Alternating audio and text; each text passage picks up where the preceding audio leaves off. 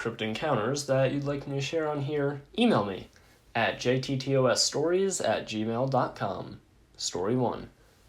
Now, this account is not my own, but was told to me by a Marine doing combat tours in Afghanistan. For the sake of his own job and security clearance, he has asked that I not give away any names and never mention what exact region they were operating in. From my understanding, the individuals who were with him during the encounter were from a task force operating under orders for the CIA.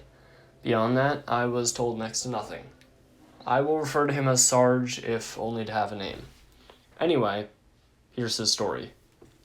During a patrol checking on some local farmers, Sarge's unit was made aware of a deadly being living in a cave system near their farms. When pushed for more information, the locals were only willing to say that this being was stealing from their farms and had killed a few people who made the grave mistake of trying to protect their livelihood from it. Convinced that the locals were being harassed by a group of Taliban fighters, half of Sarge's unit was sent out to investigate and either arrest or kill any hostile forces in the area. So, with a few Humvees armed with M2 machine guns, they went out to the cave where the mysterious beings supposedly lived. Upon arrival, they noticed nothing of interest. There were signs that something was living in the cave, and the soldiers found animal bones scattered around the entry. Not wanting to risk his entire unit fighting in a cave that the enemy would know very well, Sarge sent his 2 fastest Marines to investigate. The 2 men just gave the others a cocky grin and a thumbs up, before disappearing into the darkness beyond the mouth of the cave.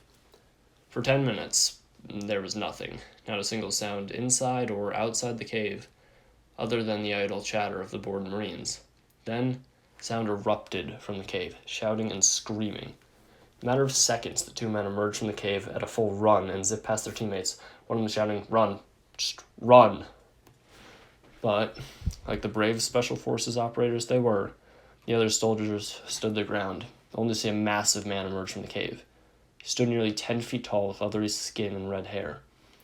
In one of its massive hands was a log that it began waving at the soldiers in a very obviously threatening manner. Shocked, but never panicked, Sarge commanded his men to shoot that thing, and the 12 Marines opened fire, but the bullets seemed to be doing a little more than just making this giant angry. Finally, in desperation, one of them fired a grenade launcher at the being, blowing out a massive chunk of its flesh, exposing a small portion of the ribs, and ripping most of the skin and muscle right off. The giant retreated into the cave, and the soldiers decided that the best thing to do was head back to the village and report to the rest of their unit. Clearly, this was more than a few Taliban militants.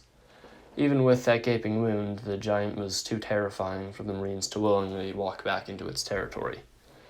So they headed back and reported to their commanding officer.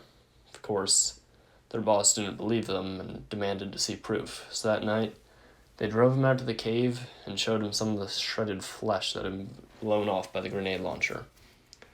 From here, the report went up the chain and nobody knows what was really done about the creature. I wish he would have told me more, and maybe you guys can help me find an answer.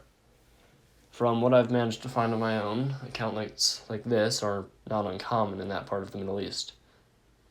Of course, since all these reports were word-of-mouth stories, I don't know how factual they are or if they've been exaggerated. If anyone out there knows what this thing could have been, let me know. Story 2. I found evidence that changed my mind about the possible existence of werewolves. Here are some notable points about me before I proceed. I'm a 32-year-old male, in the military, and I've been through extensive tests for cognitive function. So I would be alarmed if I had some flunk in my mentality with this experience. And hence, that makes it rather unsettling. When I was about 12 years old, my family moved into a 13-story building. We lived on the 4th floor, overlooking normal suburban housing. From my room, I could see my friend's house, not so far off, and to the left of our building. And the right of my friend's house was a rather huge, couple of hectares, field of knee-height grass that went over a hill. The building we stayed in was at the peak of said hill. Hopefully you get the idea of the area.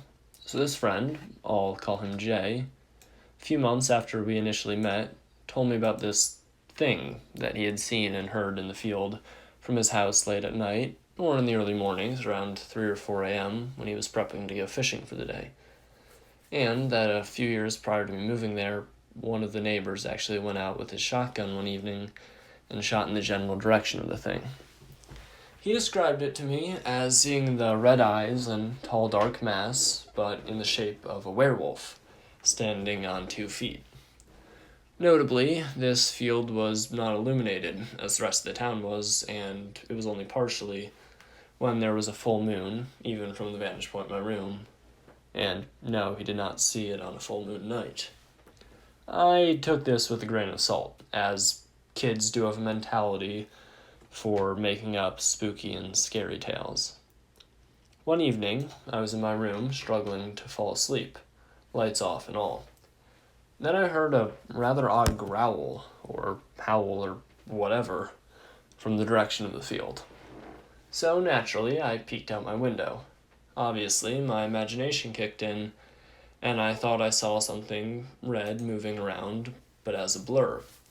The distance from my window to the rest of the hill was about 300 meters. I just brushed it off as silly mind tricks. A few months go by, and I'm about to join Jay on a fishing trip. We wake up at 3 in the morning and have to start packing and loading all the equipment and so forth. Now, from his house, there were 2 more houses to the right, and then the field started. The street of his house was adjacent to the grounds for the building I stayed in, so I could see my room window standing in his yard. We started hearing noises coming from said field and proceeded to investigate without leaving his yard. From his house, we could see about 200 meters away into the field 2 red specks standing very still. The thing is, when one of us would look at it, it seemed to blur or fade, meaning you had to look away and quickly back again to see it. These specks, or eyes as we deemed, were about 2 meters above the ground, if not more. At that distance, your judgment can be a little bit off. Next moment, we see the eyes darting away. We could barely make out the body features of whatever's eyes it was, just a tall black mass moving at an alarming pace back behind the hill. I'll have to draw a map to get the idea. So, we just chat about it and leave it at that, thinking we were just imagining things. We go fishing that day without a hassle, and even talked about what we might have or might not have seen. So here comes the kicker.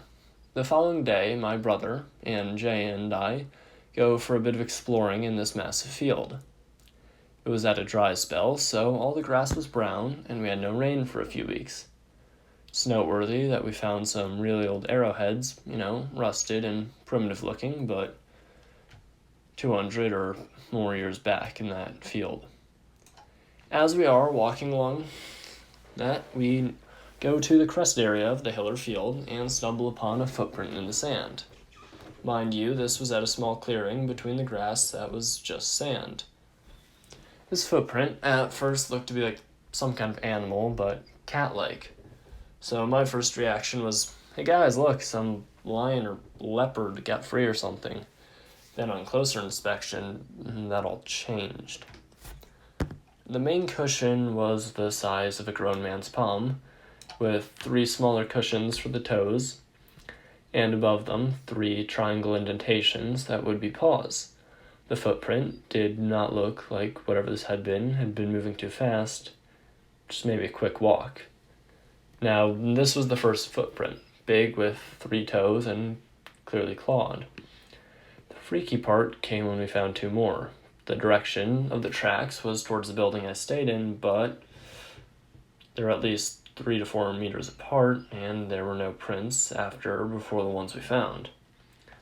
This was around 11 in the morning, and the 3 of us all saw it.